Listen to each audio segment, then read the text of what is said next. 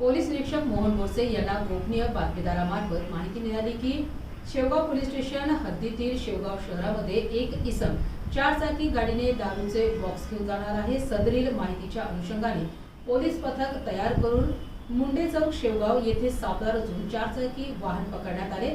सदर वाहनामध्ये विदेशी दारू आढळून आली। संबंधित व्यक्तीकडे दारू विक्रीचा परवाना देखील आढळून आला नाही।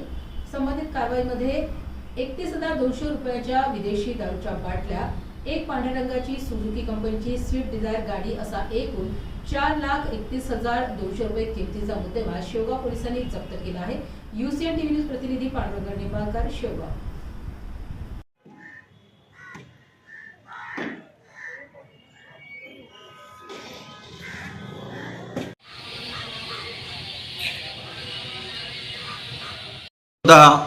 सर्व शेवगाववासियांना माझा नमस्कार। मी PI Borse, Shevgaon police station येथे सध्या कार्यरत आहे।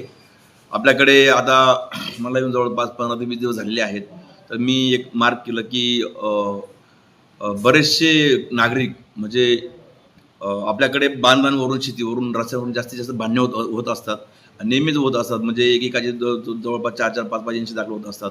त्यानंतर समोरच्या पाट्या धडा शिकवण्यासाठी बरेचसे लोक म्हणजे कारण नसताना खोटे गुन्हे दाखल करण्याचा प्रयत्न करतात। म्हणजे एखादा अदखलपात्र गुन्हा असेल तर तो दखलपात्र करण्याचा प्रयत्न करत असतात आणि ग्रीव्हियस कलम कशी लावता येतील किंवा समोरची पार्टी कशी जेलमध्ये टाकता येईल किंवा काय करता येईल किंवा त्यांना जास्तीत जास्त त्रास कसा होईल, अशा प्रकारचे काही लोकांची मानसिकता आहे। त्याप्रमाणे ते दबाव टाकण्याचा प्रयत्न करतात खोटा गुन्हा दाखल करण्यासाठी। परंतु शेवगाव पोलीस स्टेशन येथे येथून पुढे कुठलाही खोटा गुन्हा दाखल केला जाणार नाही याची मी सर्वांना ग्वाही देतो।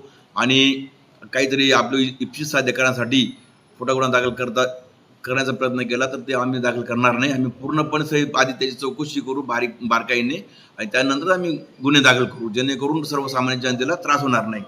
दुसरी गोष्ट मी अशी पाहिली की आपल्याकडे बरेचसे गोमांस आणि गोवंशाच्या गुन्हे दाखल आहेत। मी जवळपास पाहिलं की मागच्या वर्षी आणि यावर्षी पण बरेचसे गुन्हे दाखल होत असतात। तर जे गो तस्कर असतील किंवा गोवंश वाहणारे माणसं असतील, जे आरोपी असतील, त्यांना माझा सक्त ताकीद आहे की त्यांनी जर संपूर्ण भारतामध्ये गोवंश हत्या बंद आहे तर तुम्ही कशाला हे उद्योग करत बसतात।